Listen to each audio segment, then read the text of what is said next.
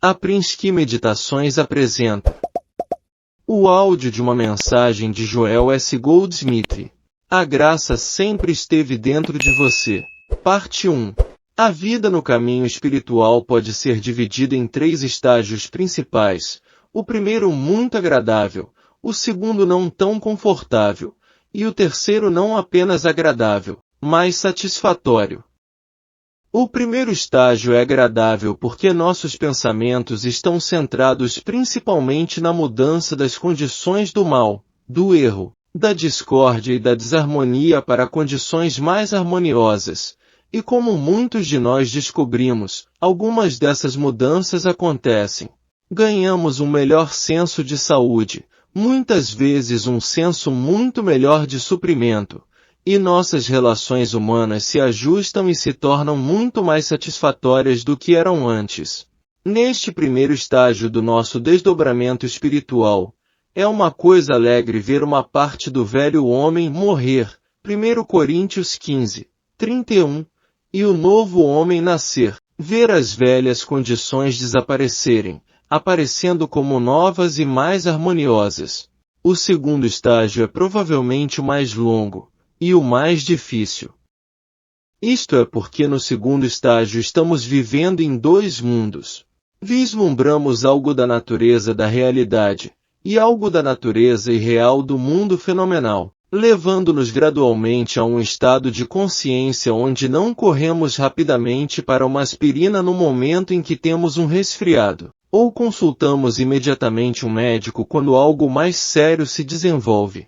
Temos pouco ou nenhum medo dessas condições físicas perturbadoras porque elas não nos causam mais o mesmo terror. Infelizmente, a maioria dos nossos amigos não pensam como nós e podem tornar a vida bastante miserável para nós, lembrando-nos que devemos ser práticos, que devemos nos proteger de doenças e perigos, e que não é razoável e praticável perdoar nossos inimigos.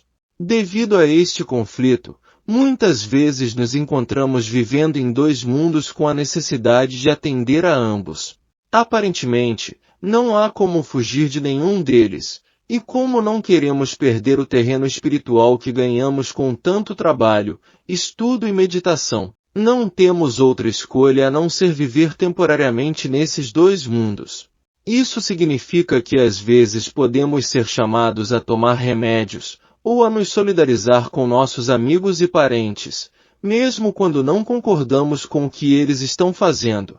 Externamente, temos que estar neste mundo, mesmo que não sejamos dele, sendo tão amorosos quanto possível, quando na verdade, não somos muito pacientes com tudo que se passa ao nosso redor. Mas não podemos deixar ninguém ver nossa impaciência, porque isso não seria benéfico. Por isso, às vezes nos envolvemos em conversas duplas. Dizemos coisas que realmente não acreditamos, e fazemos coisas que não aprovamos em nossos corações. Quando eu estava em treinamento na Primeira Guerra Mundial, passei por um período de aulas de baioneta com um major que era muito famoso por seu treinamento de fuzileiros navais e que nos ensinou a dizer com cada estocada que fazíamos: "Seu homem imundo! Você é isso, você é aquilo." Toda vez que eu era chamado a fazer isso, eu estava interiormente perdoando meus inimigos e os amando. Não é fácil viver uma vida dupla, mas há momentos em que temos que fazer isso. Este segundo período em nosso desenvolvimento é difícil, isso porque ainda não estamos firmemente alicerçados na verdade. Ainda não temos a plena convicção de que todas as coisas que aprendemos são verdadeiras. Sim, isso está escrito nos livros, e sim, tal pessoa diz isso, e sim, nós acreditamos nisso, mas... Portanto, aqui estamos, tentando nos agarrar firmemente a algo que ainda não demonstramos completamente. Uma vez passado o segundo estágio, que pode ser em qualquer lugar do nosso 2º ao 22º ano de estudo, começamos a desfrutar da vida porque agora estamos completamente afastados dos ódios e dos medos deste mundo e de quaisquer dúvidas que possamos ter tido sobre os princípios. Assim, Podemos viver essa vida dupla sem qualquer reação a nós mesmos. Então não há conflito interno quando falamos na linguagem do dia, porque, dentro de nós mesmos, estamos vivendo na consciência que agora alcançamos. Na verdade, muito mais é exigido de nós neste terceiro estágio porque outros começam a nos procurar por ajuda. Mas cada problema que nos é trazido é apenas mais uma oportunidade para a vivência da consciência que alcançamos, e neste estado de consciência isso não nos parece um problema. No primeiro estágio e um pouco no segundo, toda vez que um problema se apresentava, geralmente nos rebelávamos. Por que isso tinha que vir até mim?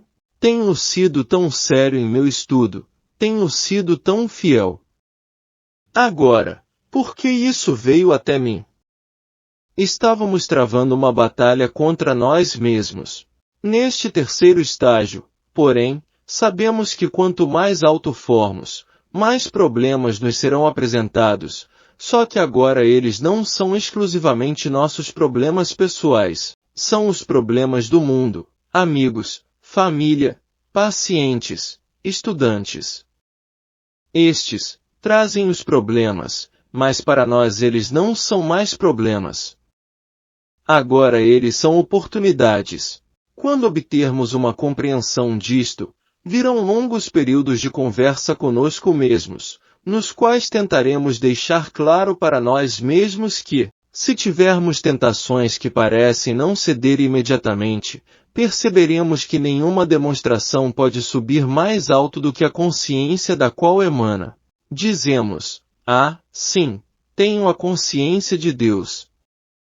De fato, temos, mas essa não é a consciência que está governando nossa vida diária, ainda não. É quando chegamos ao terceiro estágio que somos governados por Deus. No primeiro estágio, esperamos ser governados por Deus. No segundo estágio, estamos começando a ver alguns frutos na vida espiritual. Mas é somente no terceiro estágio que nos tornamos realmente filhos de Deus, um herdeiro, e vivemos pela graça. Vejamos como isto funciona, para que não percamos a paciência conosco mesmos, para que entendamos que realmente temos uma obra à nossa frente que deve estar alicerçada em princípios, e não apenas na fé cega. Eu mesmo, sou a consciência divina infinita. Isto é tão verdadeiro de você quanto é de mim, portanto, você pode repetir para si mesmo: eu mesmo, sou a consciência divina infinita. No entanto, ainda vejo muito do homem natural em mim, e nessa medida, não sou totalmente governado pela consciência divina. Eu sou governado em parte pela consciência divina e em parte pela consciência do homem cujo fôlego está em suas narinas. Como seres humanos, não estamos sob a lei de Deus, a graça de Deus, ou sob a proteção de Deus, e portanto, nesses primeiros meses em que começamos nosso estudo, 99% do tempo estamos vivendo sob a mente carnal, mas, ao mesmo tempo, estamos nos beneficiando da consciência mais avançada daqueles que nos orientam em nosso desdobramento espiritual. Nesses primeiros meses, porém, nossa consciência não está suficientemente avançada para que possamos aproveitar ao máximo a ajuda que nos é dada por aqueles que foram mais longe, no caminho. A prova desta verdade é encontrada quando observamos os filhos de uma bela mãe ou de um belo pai, ou de ambos. Elas quase sempre refletem a consciência de seus pais, e assim a beleza e a integridade da consciência dos pais podem ser vistas normalmente no rosto e no corpo da criança.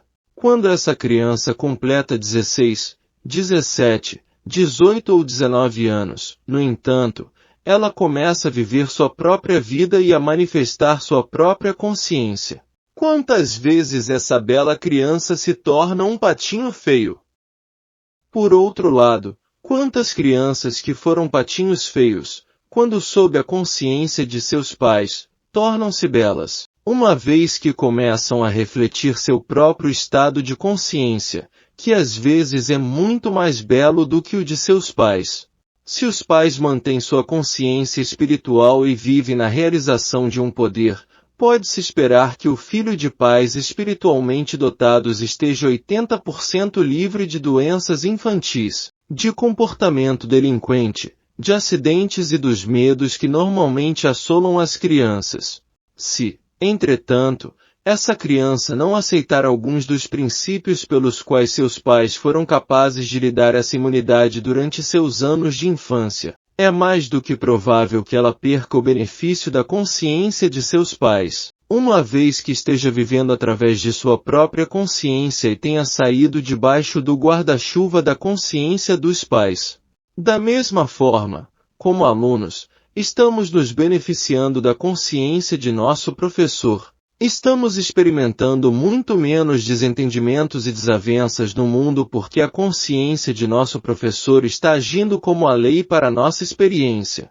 Se, no entanto, nós mesmos não estivermos aprendendo estes princípios, praticando meditação e desenvolvendo nossa própria consciência, então, quando o professor vai embora, o Consolador não estará mais conosco.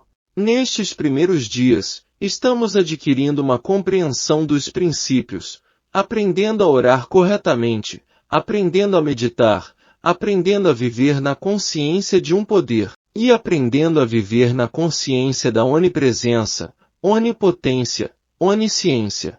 Ano após ano, há menos do homem natural sobre nós, e mais daquela mente que também estava em Cristo Jesus. Assim é que passamos por todos os nossos dias de estudante, em parte sob a lei e graça de Deus, e em parte sob a lei do homem natural. Quando surgem problemas, eles representam aquele grau do homem natural que ainda não foi superado. Nenhum de nós pode esperar ser completamente transformado no Cristo por alguns anos de estudo. Isso não pode acontecer, mas, em proporção ao nosso estudo e meditação, manifestamos cada vez menos do homem natural e demonstramos cada vez mais a consciência divina. Enquanto não tivermos superado completamente o homem natural, que não está sujeito à lei de Deus, nem de fato, pode estar, não podemos receber as coisas de Deus.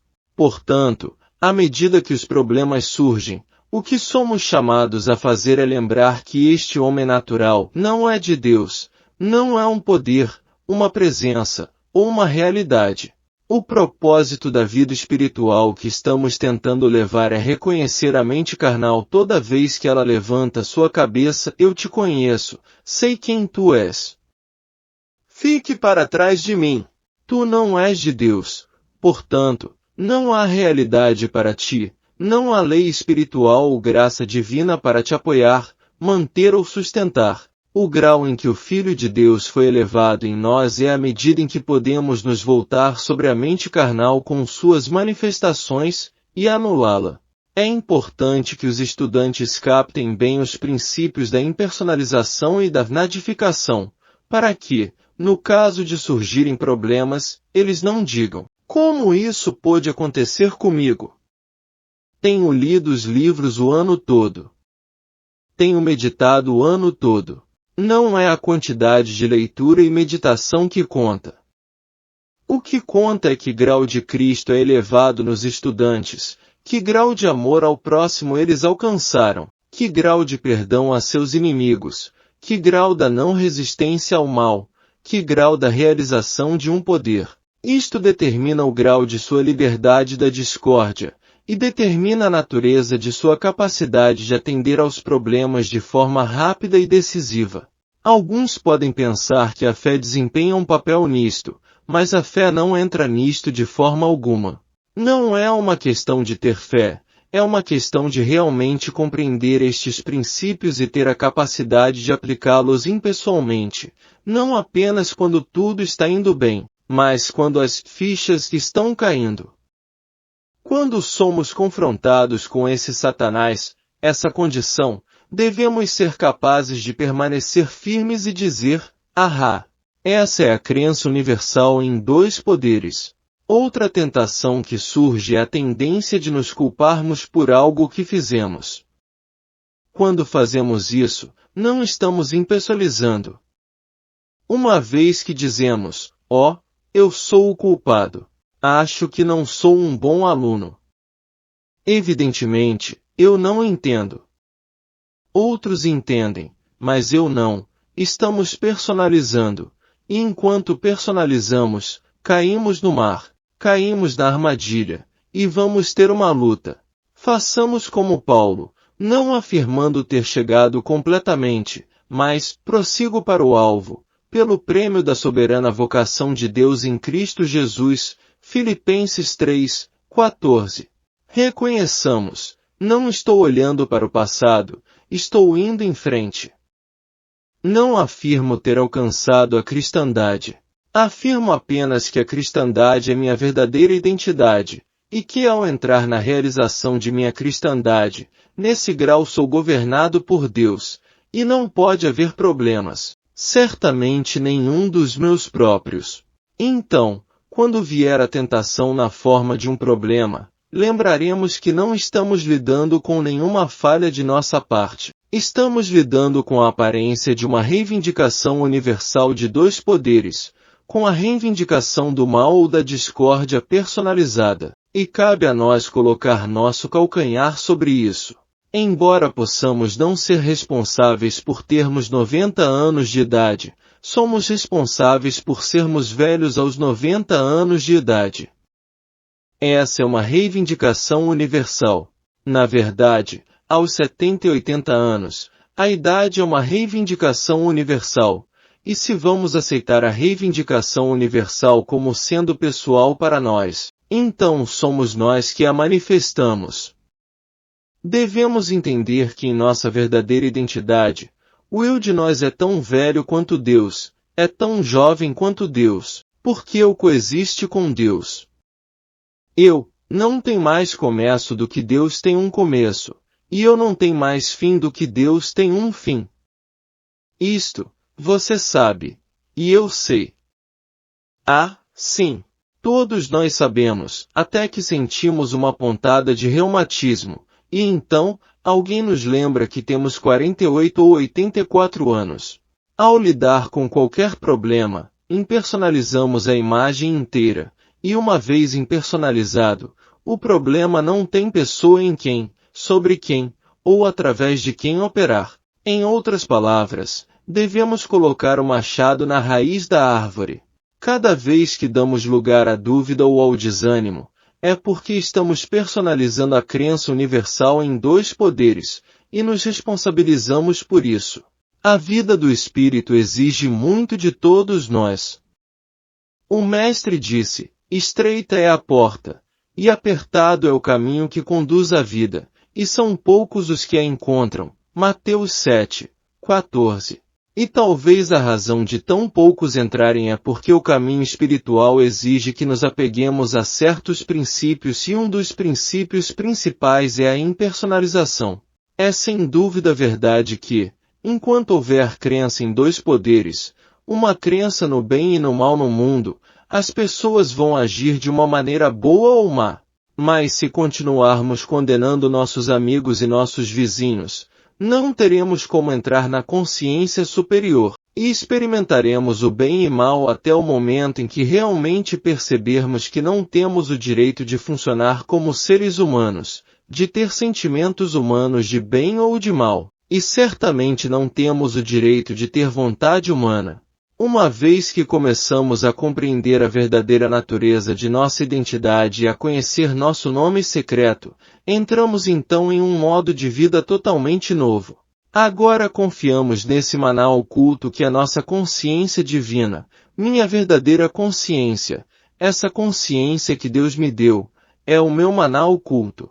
É desta consciência que emana minha vida, minha prosperidade, minhas amizades, meus julgamentos, minha orientação, minha arte, tudo que pertence à minha vida. Até certo ponto, não estamos provando isso. O que estamos experimentando é uma combinação de bem e mal. Alguns aspectos de nossa vida são bons e alguns ruins, alguns para cima e alguns para baixo, alguns ricos e alguns pobres. Isto ocorre porque estamos funcionando no nível da crença no bem e no mal. Mas quando alcançamos essa consciência superior, reconhecemos, Ah, mas isso foi nos dias da minha ignorância, quando eu pensava que era homem, quando pensava que não tinha controle sobre este mundo ou que não estava reconciliado com Deus e sob a lei de Deus. Mas agora sei meu nome secreto. Eu sou o Filho de Deus, eu sou herdeiro e co-herdeiro de Deus, a palavra eu faz-me assim. Eu nunca me deixará, nem me abandonará. O Cristo, estará comigo até o fim do mundo. Portanto, eu sou a consciência espiritual, eu sou imortal, eu nunca nasci, e nunca morrerei. Eu vivo, me movo e tenho meu ser em Deus e Deus em mim, pois somos um. Essa realização consciente de que eu e meu Pai somos um, que eu e a consciência divina infinita somos um, é meu maná oculto. Essa consciência divina, que eu sou, é a substância de todas as formas. É a substância do meu amanhã, as horas e os minutos do meu amanhã, os dólares, a comida, os relacionamentos, a roupa, o transporte, a atividade e o sucesso de todos os meus amanhãs. Do meu próprio eu, não posso ser nada, mas o eu que eu sou, que agora reconheço ser a minha Cristo, identidade, é o meu maná oculto. Tal reconhecimento nos priva do privilégio e do luxo de ter desejos. Não temos o direito de ter desejos. Devemos agora ser observadores, deixando a graça de Deus fluir de nossa consciência. Não temos o direito de ter uma vontade própria. Devemos viver sempre na perspectiva de sermos observadores, dando testemunho da vontade de Deus se manifestando através de nós. Não temos o direito de conhecer a falta, a limitação ou a infelicidade porque estamos observando o infinito Espírito de Deus fluir de nós, através de nós, e como nós somos contempladores. Perdemos o privilégio de ter medos ou dúvidas, ou de perder a esperança, porque se nos entregamos a essas tentações, somos levados de volta ao nosso eu mortal, aquele que supostamente está morrendo, ou que já está morto. Portanto, no grau em que temos desejos humanos, vontade humana, ambição humana, medos humanos e dúvidas humanas, nesse grau estamos negando e crucificando nossa cristandade. Em vez de nos entregarmos a tal humanidade, devemos acalentar, no fundo de nós mesmos, nosso maná oculto. Eu tenho um maná oculto. Meu maná oculto é a consciência divina que eu sou. É a plenitude do corpo da divindade. Em sua presença está o cumprimento. Ela pode me dar paz espiritual, harmonia, descanso, completude, perfeição, orientação, sabedoria e direção. Este é meu maná oculto, e ninguém no mundo, nem mesmo minha mãe, pode vê-lo. Ninguém pode ver a consciência divina que eu sou, nem pode ver minha percepção dela, porque não saio na rua e falo sobre ela. Secreta e sagradamente, percebo dentro de mim, obrigado, Pai, que tenho aprendido que Deus constitui meu ser. Meu maná oculto é essa consciência, e portanto, o infinito é a medida da minha demonstração, a imortalidade é a medida da minha vida. Nada mais. Não há grande ou pequeno, não há maior ou menor, não há alto ou baixo, há apenas totalidade. Deus é a substância dos meus dias, e Deus é a substância das minhas noites, e tudo que flui em meus dias e minhas noites é a ação de Deus, a atividade de Deus, a substância de Deus, a presença de Deus, a lei de Deus. Este é o meu maná oculto, e posso descansar e relaxar nele. Esta realização é como descansar sobre uma nuvem, flutuar sobre o mar do infinito, vivendo, nos movendo e tendo nosso ser nesta graça divina, e deixando-a fluir, sem fazer nada, sem pensar no dia seguinte. A cada momento de cada dia ou noite, fazemos as coisas que nos são dadas para fazer sem ansiedade, sem medo, sem dúvida. Por quê? Porque permeando nosso ser está a sabedoria divina, a energia divina, o amor divino, a vida imortal, o espírito imortal. A menos que sejamos capazes de descansar e flutuar nesse mar do infinito, não temos consciência de nosso maná oculto. Quando podemos fazer isso, é porque percebemos que maior é aquele que está em nós, do que aquele que está no mundo. 1 João 4:4. Essa convicção é a compreensão de que, porque Deus constitui nosso ser, Deus é a essência e substância de nossa vida, que na presença de nossa própria consciência há descanso, sossego, contentamento, paz. Na quietude e na confiança, Isaías 30:15, descanso, sabendo que tenho esse maná oculto, que Deus constitui minha consciência, que Deus constitui meus dias de hoje e meus amanhãs. Podemos dividir o amanhã em horas, minutos e segundos, mas qual é a substância de uma hora, um minuto ou um segundo? Podemos separar o tempo de Deus? Podemos ter tempo em algum lugar e Deus em outro lugar, ou Deus é a essência e a substância de todo o tempo que existe? O relógio é o que divide o infinito em períodos chamados de horas e dias.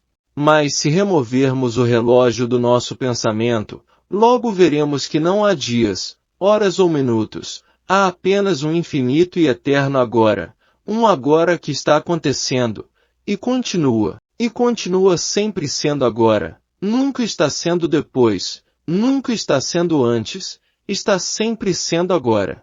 O calendário divide o tempo em semanas, meses e anos, mas tudo o que temos que fazer é ver quantas vezes o calendário foi mudado, e perceber que ele pode ser mudado novamente, para saber que, realmente, não existe tal coisa no reino de Deus, como uma divisão do tempo.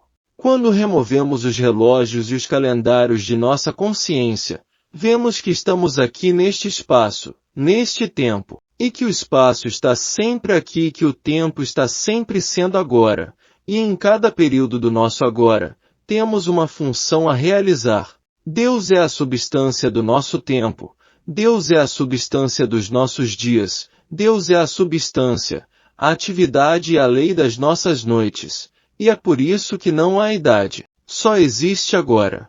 Deus é a substância, a lei e a atividade da minha consciência. Deus é a atividade do meu tempo, Deus é a substância dos meus amanhãs.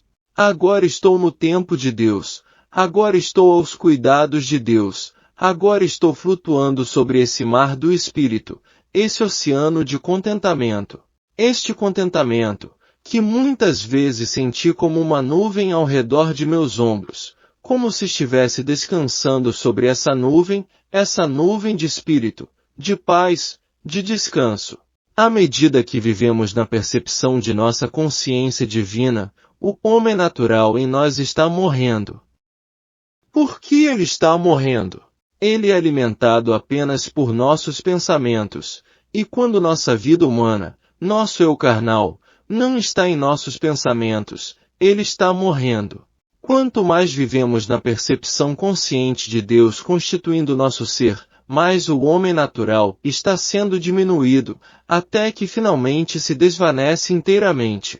Nós mantemos e sustentamos os males, os erros e as discórdias de nossa vida pensando neles, mas assim que não pensamos mais neles, eles deixam de existir porque nunca existiram fora de nosso pensamento. À medida que paramos de pensar em nossos triunfos e fracassos, eles não existem mais. Em vez disso, Cristo vive nossa vida. Como vamos demonstrar a verdade de que Cristo vive nossa vida? Como vamos demonstrar que podemos fazer todas as coisas através do Cristo? O primeiro passo é renunciar ao pronome pessoal eu temo, eu duvido, eu não sou capaz, eu não tenho a capacidade, eu não tenho tempo. Esse senso pessoal do eu deve ser abandonado, e devemos lembrar que nosso maná oculto é nossa percepção deste Cristo que habita em nós. Enquanto permanecermos na percepção de nosso Cristo interno, as coisas deste mundo devem diminuir e diminuir e diminuir até desaparecer. Quanto mais carregamos em nosso pensamento os medos deste mundo, menos chances temos de perdê-los. Eles devem ser abandonados primeiro. Eles não podem ser abandonados psicologicamente, isso já foi tentado.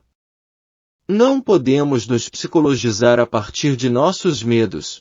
Só há uma maneira de abandonarmos as preocupações do mundo humano, que é deixar o Cristo preencher nossa consciência, ter a percepção constante deste maná oculto. Eu vivo, porém não eu, mas Cristo vive em mim. Não podemos viver lá em cima com isso, e odiar ou temer algo aqui embaixo. Cristo veio à nossa consciência para que tenhamos vida, e para que a tenham com mais abundância. Mas é a nossa percepção consciente disso que o traz à nossa experiência. Devemos saber que temos este maná oculto, e o que ele é. Não podemos ter uma fé cega de que ele é uma coisa ou outra. Ele não é um amuleto. É a compreensão de que Deus é nossa consciência, que o Cristo é nossa mente, que o Cristo é a lei que opera através de nós. Este é o nosso maná oculto. Este é o segredo que não podemos contar ao mundo porque seríamos crucificados por ele, como outros já foram antes de nós. Não crucificado em uma cruz, mas seremos crucificados em nossa alma ao sermos zombados e ridicularizados.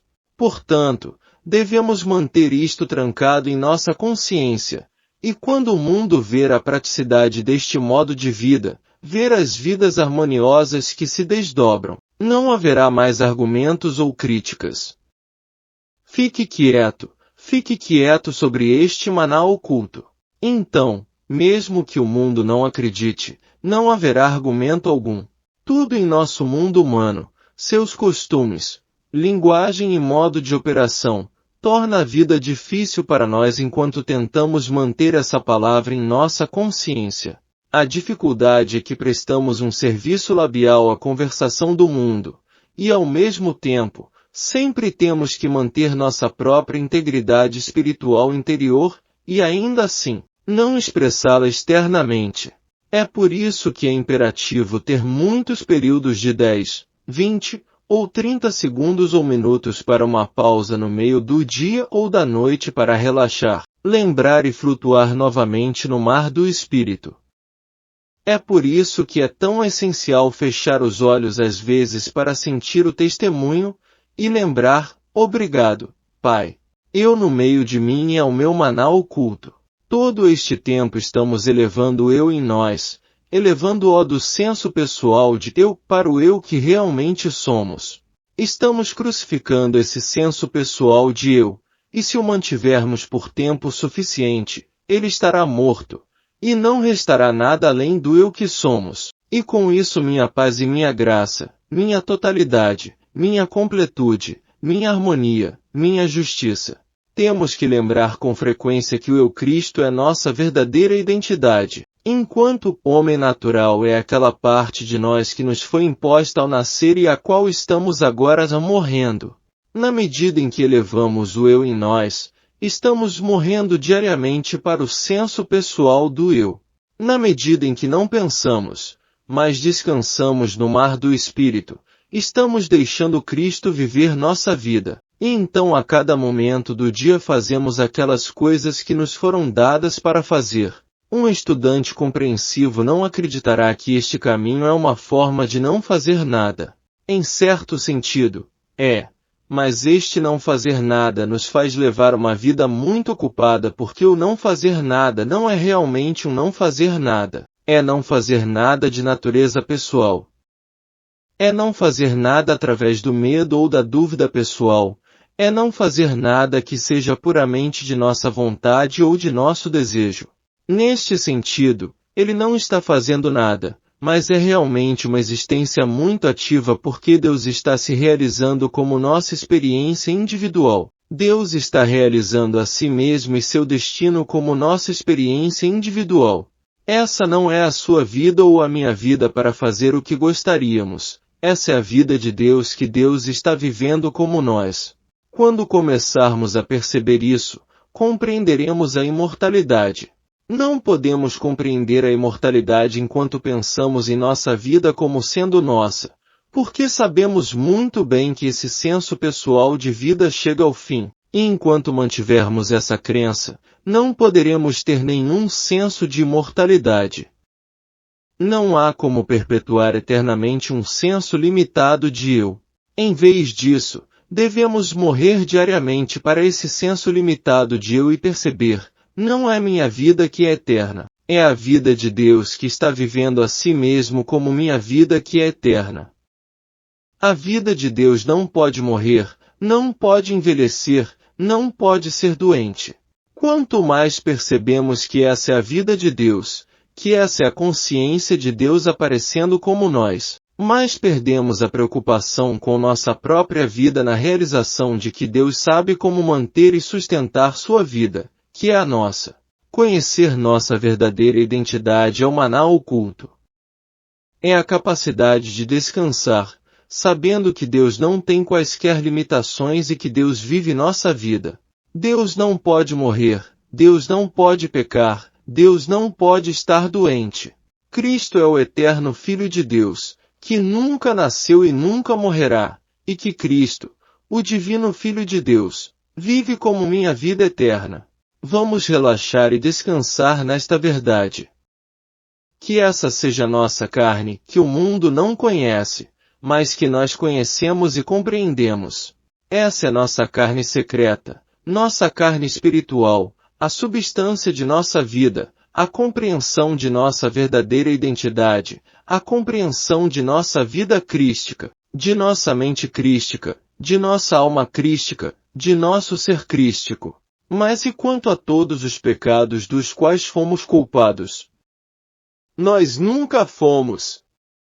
Este é apenas o sentido pessoal, o homem natural, que é a capa, a máscara. Persona, máscara. Nossa personalidade é uma máscara que temos usado. Ao despirmos a personalidade, não há mais máscara, e nos revelamos em nossa verdadeira identidade de Cristo. O trabalho realizado em Chicago no mês passado, maio de 1964, foi certamente de uma natureza única em todos os sentidos. Meu trabalho de classe seguiu naturalmente o trabalho em Portland e Seattle e nos deu alguns novos princípios de trabalho, ou pelo menos novas abordagens para a vida e prática do caminho infinito. Hoje à noite, 5 de junho de 1964, concluí uma classe fechada de 6 sessões em Manchester sobre meditações bíblicas. Uma classe para encerrar todas as classes de meditação como ensinadas e praticadas pelo caminho infinito. Coloque essa aula, que foi gravada em 3 fitas, em seu memorando para encomendar quando você estiver pronto. Você a achará importante. Eu sei porque vi um milagre se desdobrar à medida que essa mensagem foi sendo transmitida. Há um segredo conhecido por poucos que deve ser finalmente conhecido, compreendido e praticado por todos. A paz pode ser estabelecida na terra por um, mas mais rapidamente por 2 ou mais, e muito rapidamente por 10 homens justos. Isto você pode provar primeiro em sua vida familiar, empresarial, profissional e comunitária. Uma vez que você tenha conseguido, não será necessário pedir-lhe para abranger o universo, porque você não terá mais o poder de se abster de fazê-lo. Reserve um período de meditação a cada dia, e alguns minutos de cada vez serão suficientes, para sentar-se em meditação com o ouvido interno aberto. Isso é tudo, sem orar, sem pedir, sem buscar, especialmente sem desejos a serem satisfeitos. Apenas medite com o ouvido interno aberto, e depois, prossiga com seus negócios. Dê um período específico para isso a cada dia, e não se deixe levar por resultados. No devido tempo, os frutos aparecerão em alguma forma de harmonia dentro de você, sua casa, sua família, ou seu negócio, arte ou profissão. À medida que os frutos aparecerem, eleve sua consciência para avaliar o clima, as eleições, as relações nacionais e internacionais. Lembre-se de que nenhum desses assuntos entra em seu pensamento enquanto estiver em meditação. Você pode nem mesmo pensar em paz na terra. Apenas fique quieto. Escute com o ouvido invisível a palavra inaudível. Desta forma, você está introduzindo o reino de Deus na terra como é no céu. Fim do áudio de uma mensagem de Joel S. Goldsmith. A graça sempre esteve dentro de você. Parte 1.